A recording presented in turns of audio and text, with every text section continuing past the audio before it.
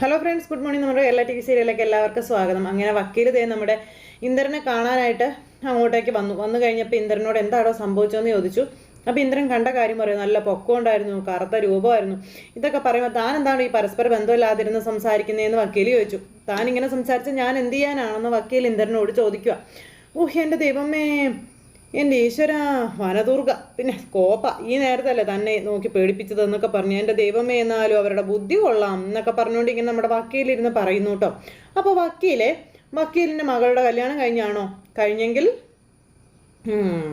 അല്ല, അവർക്കേ നല്ല ബോണ്ടൊക്കെ മേടിച്ചു കൊടുക്കണമെന്ന് പറഞ്ഞു. ഓ എൻ്റെ ദൈവമേ എന്നും പറഞ്ഞുകൊണ്ട് നമ്മുടെ വക്കീൽ ഇങ്ങനെ നിൽക്കുക. എൻ്റെ ഈശ്വര ദൈവമേ, എടോ താനിത് എന്തൊക്കെയാണോ ഈ പറയുന്നേ? എടോ, ഈ കേസിൽ ഇനി ആകെയുള്ള പ്രതീക്ഷ തൻ്റെ വിസ്താരം മാത്രമാണെന്ന് നമ്മുടെ വക്കീൽ പറഞ്ഞു. താൻ കോടതിയിൽ തൻ്റെ ഭാഗം എങ്ങനെ അവതരിപ്പിക്കുന്നു എന്നതിലാണ് അവസാനത്തെ വിധിയിരിക്കുന്നതെന്നും വക്കീൽ പറയുക ഇന്ദ്രനോട്. അതെ, ഇപ്പം അവർക്കാണ് മുൻതൂക്കം. അത് കളയാൻ താൻ വിചാരിച്ചാൽ മാത്രമേ സാധിക്കത്തുള്ളൂ. താൻ എന്താടോ ഇങ്ങനെ? അപ്പോഴാണ് തൻ്റെ അമ്മമ്മയുടെ ഒരു ബോണ്ട എന്നും പറഞ്ഞുകൊണ്ട് നമ്മുടെ വക്കീൽ അവിടെ നിന്ന് ഏറ്റു പോകുമ്പോൾ ഇന്ദ്രൻ അങ്ങനെ ഇരിക്കുക. എന്നിട്ട് ഇന്ദ്രൻ ആ ഒരു സ്റ്റൈലിൽ നിന്നും വേറൊരു സ്റ്റൈലിലേക്ക്, അതായത് യഥാർത്ഥ ഇതിലേക്ക് നമ്മുടെ വക്കീലിൻ്റെ അടുത്തേക്ക് വന്നു. വക്കീൽ പേടിക്കണ്ട, കോടതിയിൽ പറയേണ്ടതൊക്കെ ഞാൻ പറഞ്ഞോളാം, പറയേണ്ടതുപോലെ ഞാൻ പറഞ്ഞോളാമെന്നും പറഞ്ഞുകൊണ്ട് നമ്മുടെ ഇന്ദ്രൻ അവിടെ നിന്ന് ഇങ്ങനെ പറയുമ്പോൾ ഇതെന്താ സംഭവം ഒന്നും മനസ്സിലാകുന്നില്ലല്ലോ, എത്ര ഇവിടെ നോക്കിയായോ എന്ന് പറഞ്ഞു ചെവിയുടെ ചോട്ടിൽ നിന്ന് ഇങ്ങനെ ഞൊട്ടിയൊക്കെ കാണിക്കുക. അപ്പോൾ താനെന്താടോ കരുതിയത് ഞാൻ പ്രേതത്തെ കണ്ട് പേടിച്ചെന്നോ? അപ്പോൾ എടോ, കൊച്ചു പിള്ളേരുടെ കൂടെ നിന്ന് സാറ്റ് കളിക്കാൻ കൂടിയേ അത്രേ ഉള്ളൂ. ആ ഒരു മണ്ടന്മാർക്ക് ഒരു സന്തോഷമായിട്ട് എന്ന് കരുതി ഞാനങ്ങ് അഭിനയിച്ചതല്ലേ എന്ന് ഇന്ദ്രൻ ഇങ്ങനെ പറഞ്ഞു. എടോ മണ്ടൻ വക്കീലേ, തനിക്ക് പോലും മനസ്സിലായില്ലേ ഞാൻ അഭിനയിച്ചതാണെന്ന്? ഇല്ലെന്നേ. അപ്പം അത്രയ്ക്ക് ഒറിജിനാലിറ്റി ആയിരുന്നു. എടോ സംശയം എന്താ, ഭയങ്കര ഒറിജിനാലിറ്റി ആയിരുന്നു മോനെ, നീ കാലക്കേന്ന് പറഞ്ഞുകൊണ്ട് വക്കീല് നമ്മളിത് കോടതിയിൽ അവതരിപ്പിക്കും, നോക്കിക്കോളാൻ പറഞ്ഞു. നമ്മൾ പൊളിച്ചടുക്കും, ആടിക്കിയിരിക്കും എന്നൊക്കെ പറഞ്ഞേക്കുന്നു. ഇതൊരു ജീവൻ മരണ പോരാട്ടത്തിൻ്റെ ദിവസമാണെന്നും ഈ ഒരു ദിവസം കോടതിയിൽ ഞാൻ പതറിയാൽ അതോടെ തീർന്നു എല്ലാം എന്ന് എനിക്ക് അറിയാമെന്നും നമ്മുടെ ഇന്ദ്രൻ പറയും. അതുകൊണ്ട് തന്നെ ഞാൻ ഫൈറ്റ് ചെയ്യും വക്കീലേ, എല്ലാവരും സന്തോഷമായിട്ടിരിക്കട്ടെ, നമുക്ക് കോടതി കാണാമെന്നും പറഞ്ഞുകൊണ്ട് ഇങ്ങനെ ഇന്ദ്രനും അതുപോലെ തന്നെ വക്കീലും കൂടെ അങ്ങോട്ടേക്ക് പോവുക. ഈ സമയത്ത് പല്ലവിയും സേതുവും കൂടെ ഊർമിളയുടെ അടുത്ത് നിന്ന് എന്തൊക്കെയോ സംസാരിക്കുക. അപ്പോൾ എന്ത് പറ്റി രണ്ടുപേർക്കും ഒരു സ്വകാര്യം എന്നൊക്കെ ഇങ്ങനെ നമ്മുടെ ഊർമിള ചോദിച്ചു ഇവരോട്. ഒന്നുമില്ല എന്ന് പറഞ്ഞു. അപ്പോൾ സേതുവേട്ടൻ്റെ ഒരു സംശയമാണെന്ന് പറഞ്ഞു. എന്ത് സംശയം? അല്ല, ഇത്രയും നന്നായിട്ട് കേസ് വാദിച്ചിട്ടും എന്തുകൊണ്ടാണ് കോടതി കനിയാത്തത് എന്ന് അറിയേണ്ടത് എന്നിങ്ങനെ പറഞ്ഞപ്പോൾ അത് ഞാൻ പറഞ്ഞത് ശരിയല്ലേ എന്ന് സേതു ചോദിച്ചു. എത്ര കാലമായി നമ്മളിതിൻ്റെ പുറകെ നടക്കാൻ തുടങ്ങിയിട്ടത്? കേസിൽ ഇതുവരെ നമുക്ക് അനുകൂലമായിട്ട് എന്തെങ്കിലും ഒരു കാര്യം കോടതിയുടെ ഭാഗത്തു നിന്നുണ്ടായോ എന്നൊക്കെ സേതു ചോദിക്കുമ്പോൾ അതിന് കേസ് കഴിഞ്ഞിട്ടില്ലല്ലോ എന്ന് പറഞ്ഞു ഊർമിള. കേസ് നീണ്ടുപോകുന്നതിനെ പറ്റിയാണ് ഞാൻ ചോദിക്കുന്നത്. ഒരാൾക്ക് വേറൊരാളുടെ കൂടെ താമസിക്കാൻ തീരെ താല്പര്യമില്ല, അതിന് പ്രത്യേകിച്ച് എന്തെങ്കിലും കാരണം ബോധിപ്പിക്കേണ്ട കാര്യമുണ്ടോ എന്ന് സേതു ചോദിക്കുമ്പോൾ ആവശ്യമുണ്ട്. ഏതെങ്കിലും ഒരാളല്ല കൂടെ താമസിക്കാൻ താല്പര്യമില്ല എന്ന് പറയുന്നത് ഭാര്യയാണെന്ന കാര്യം നമ്മുടെ ഊർമിള അന്നേരം സേതുവിനോട് പറഞ്ഞു. ഭാര്യ അല്ലെങ്കിൽ ഭർത്താവ് അങ്ങനെ പറയുമ്പോൾ അതിൻ്റെ കാരണം എന്താണെന്ന് കോടതിക്ക് അറിയണ്ടേന്ന് ചോദിച്ചു. അതിൻ്റെ കാര്യങ്ങൾക്ക് വേണ്ടി കോടതി കേസുകൾ ഇങ്ങനെ നീട്ടി വെക്കുമെന്ന് പറഞ്ഞു. പിന്നെ ഇങ്ങനെ ആ ഒരു കാര്യങ്ങൾ ക്രമമായി നടന്നു വന്നാൽ മാത്രമേ നമുക്കിതിനകത്ത് നമ്മുടെ ആഗ്രഹം സാധിച്ചെടുക്കാൻ പറ്റുകയുള്ളൂ. അല്ലെങ്കിൽ ആരുടെ ഭാഗത്താണ് തെറ്റ് അത് മനസ്സിലാക്കി നീതി വേണ്ടവർക്ക് നീതി കൊടുക്കുകയുള്ളൂ എന്നൊക്കെ കാര്യങ്ങളൊക്കെ നമ്മുടെ ഊർമിള ഇങ്ങനെ പറയും. അപ്പം ഇങ്ങനെ സംസാരിച്ചുകൊണ്ടിരിക്കുന്ന സമയത്ത് ഇനിയൊരു പക്ഷേ സേതുവിനെ വിസ്തരിച്ച് കഴിഞ്ഞിട്ടുണ്ടെങ്കിൽ സേതു കാര്യങ്ങളൊക്കെ പറയാം എന്ന് ഊർമിളയോട് പറഞ്ഞു. സേതുവിനെ വിസ്തരിക്കണമെങ്കിൽ സേതു പല്ലവിയുടെ ആരാണെന്ന് ചോദിച്ചു.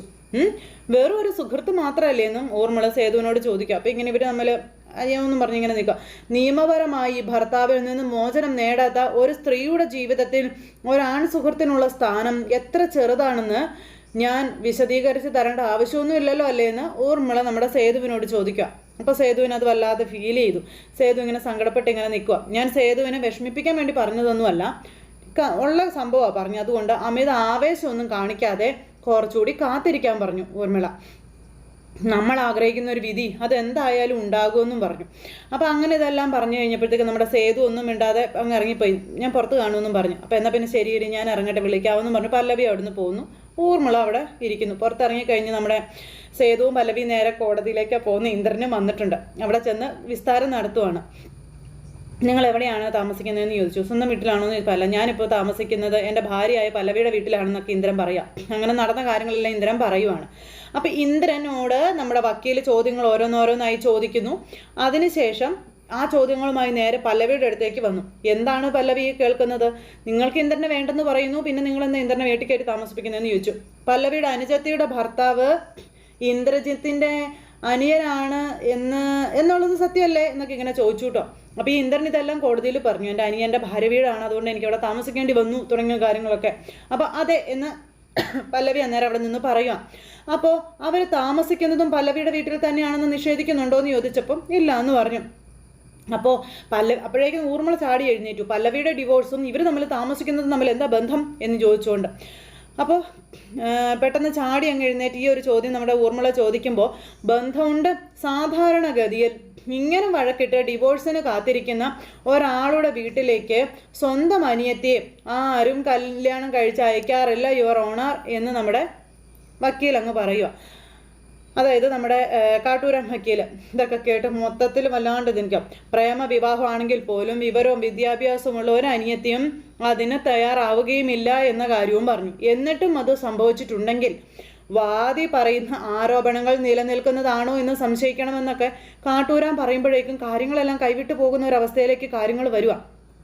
ഇവരുടെ വാദങ്ങളെല്ലാം കേട്ട് ജഡ്ജി ഇങ്ങനെ അന്തം വിട്ടിങ്ങനെ ഇരിക്കുക. അപ്പോഴത്തേക്കും നമ്മുടെ കോടതി പറഞ്ഞു, എൻ്റെ അനുവാദത്തോടു കൂടിയല്ല മാഡം ഇവരെ എൻ്റെ വീട്ടിൽ കയറി താമസിക്കുന്നതെന്നും പറഞ്ഞുകൊണ്ട് നമ്മുടെ പല്ലവി അവിടെ വെച്ച് പറഞ്ഞു. കറക്റ്റ്, പല്ലവി അനുവദിക്കുന്നില്ല. എന്നിട്ടും സൗമ്യനും സ്നേഹനിധിയുമായിട്ടുള്ള എൻ്റെ കക്ഷി ആ വീട്ടിൽ ഒരഭയാർത്ഥിയെ പോലെ താമസിക്കുകയാണ്. അത് ഭാര്യ വീട്ടിൽ അങ്ങനെ താമസിക്കേണ്ടി വന്നു എന്ന് പറഞ്ഞുകൊണ്ട് കാട്ടൂരാൻ തട്ടി അങ്ങ് വിടുക കേട്ടോ.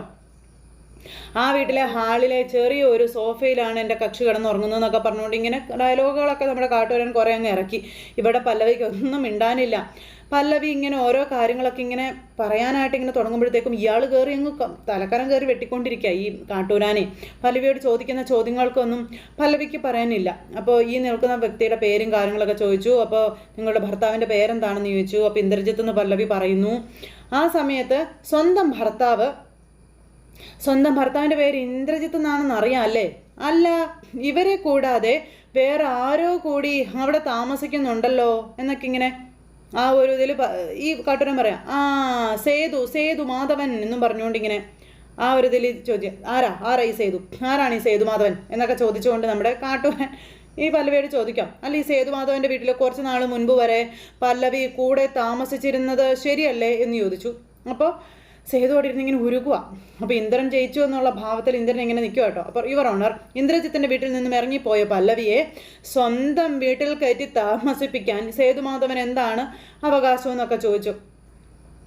അപ്പോൾ ഇതിൽ നടക്കുന്ന ചതിയും മറ്റു കാര്യങ്ങളൊക്കെ കോടതിയുടെ മുന്നിൽ അവതരിപ്പിക്കാൻ ഞാൻ ആഗ്രഹിക്കുകയാണ്, ബോധിപ്പിക്കാൻ ഞാൻ ആഗ്രഹിക്കുകയാണ് എന്നൊക്കെ പറഞ്ഞുകൊണ്ട് നമ്മുടെ കാട്ടൂരാൻ കിട്ടിയ അവസരം നന്നായി കസറിക്കയറുന്നു. സ്വന്തം വീട്ടുകാരെ പോലും കാര്യങ്ങൾ പറഞ്ഞു മനസ്സിലാക്കുന്നതിൽ എതിർ കക്ഷിക്ക് വീഴ്ച വന്നു എന്നുള്ള കാര്യം വ്യക്തമാണല്ലോ എന്നൊക്കെ കാട്ടൂരാൻ. അപ്പോഴത്തേക്കും കോടതി ഇങ്ങനെ അന്തം വിട്ടിങ്ങനെ ഇരിക്കും കേട്ടോ.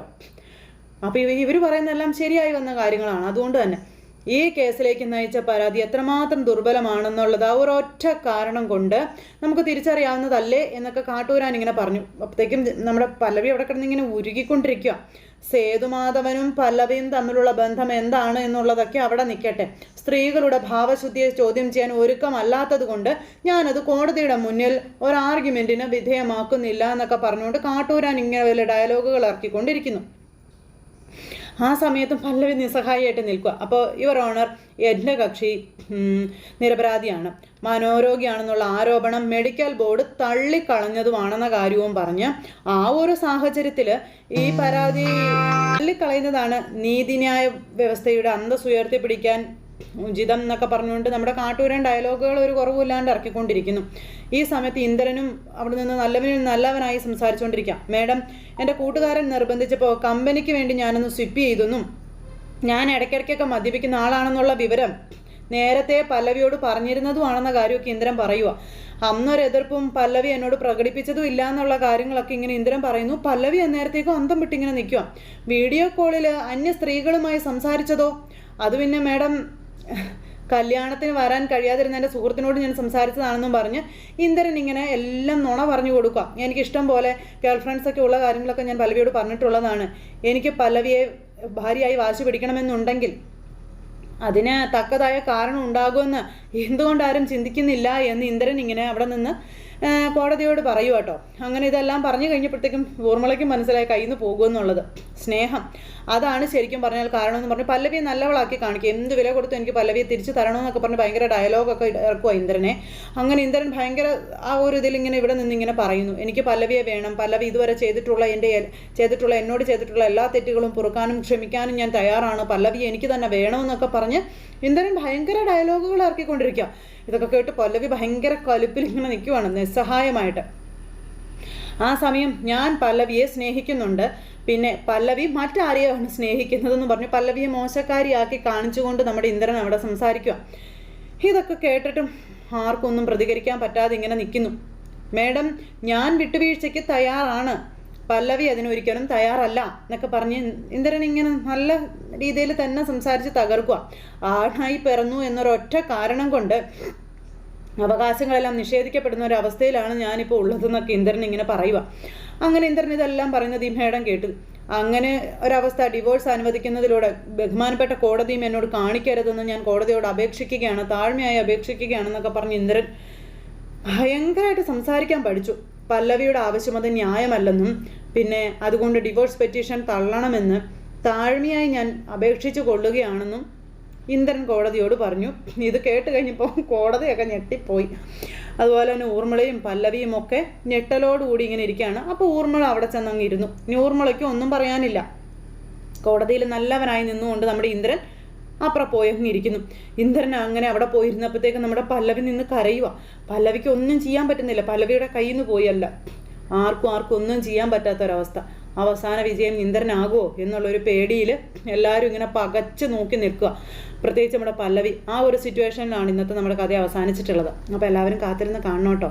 എന്താകും ഇനി കോടതി പല്ലവിക്ക് നേരെ കൊടുക്കുന്ന ആ ഒരു ഇതെന്നൊക്കെ അറിയാനായിട്ട്. അപ്പോൾ എല്ലാവർക്കും നല്ലൊരു ദിവസം ആശംസിച്ചുകൊണ്ട് നിർത്തുകയാണ്. വീണ്ടും കാണുന്നത് വരെ എല്ലാവർക്കും ടാറ്റാ.